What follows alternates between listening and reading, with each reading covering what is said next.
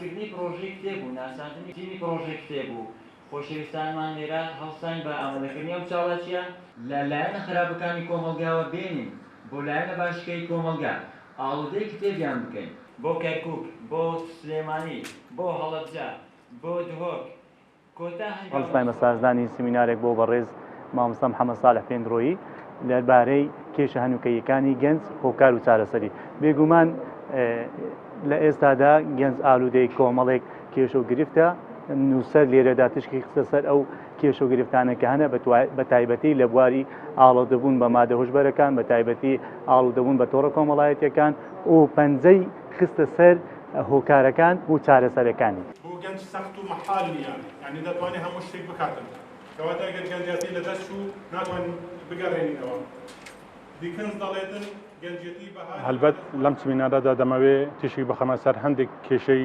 گەنجان کامڕۆ لە کومەلگای کوردیدا بەدی دەکرێتن مەجموعە کێشەیەکە بە پێی توانە و بە پێی کات ئینشاڵڵا تیشکی دەخینە سەر لەو کێشانەش کێشەی ئالوودەبوون بە ئینتەرنێتە کێشەی نەخوێندنەوەیە کێشەی ئالادەبوونە بە مادەی هوژبەر کێشەی تالاق و جیابوونەوەیە ئۆردی مەزن دەڵێ تەنیایی بۆ گەنج شتێکی بەهادارە وەڵێ بۆ پیر بە ئازارە ئامادەکردنی کۆڕ و کۆبوونەوە سیمینارەکانە و دووەمیان هەر چاڵاکی مەیدانی بەڵام بە شێوەی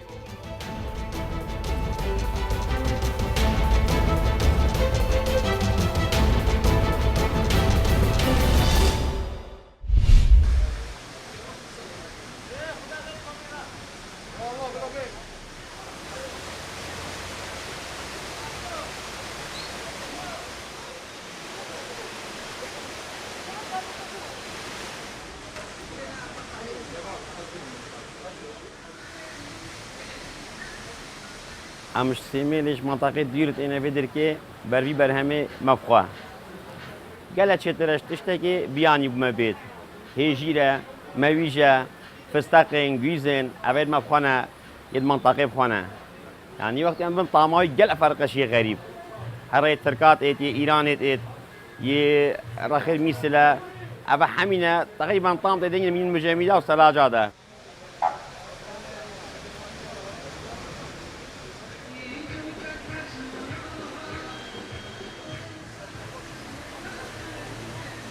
ما هاي صوقة حليقة أوميدية وسجقة أوميدية وكتكت هجيرة أوميدية ما تنتحين أوميدية ما تشتي خمالي يما بخو كونه كورجه هيا يما بخو نسبتش أوميدية در كابتن برهمي أوميدية بخويا نه تجهك يا خود حظ عالمي وخلقي بتر طبعا ستشتي خمالية شيء معمله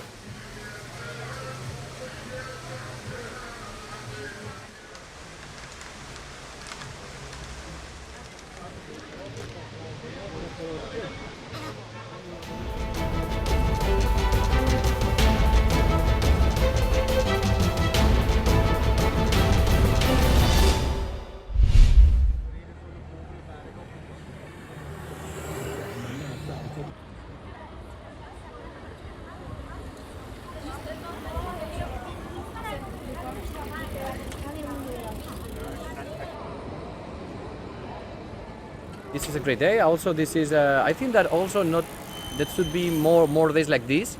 I think it's really good also for the not only for the citizens, for the people to be able to walk freely without any cars. Also, especially because here in Brussels there are a lot of traffic jams. There are a lot of traffic in the daily during the week. Also, there are a lot of. I mean, the other thing is that you must be careful. Okay, if you are not a biker, you have to take.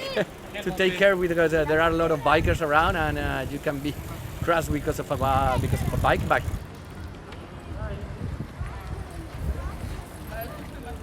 I cycle every day in Brussels, but I would never take my daughter out cycling every day in Brussels. But this is great. This is the way it should be. Even though people should be a bit careful when they're out on their bikes also because there might be a bit too many. No, it's a fantastic day out.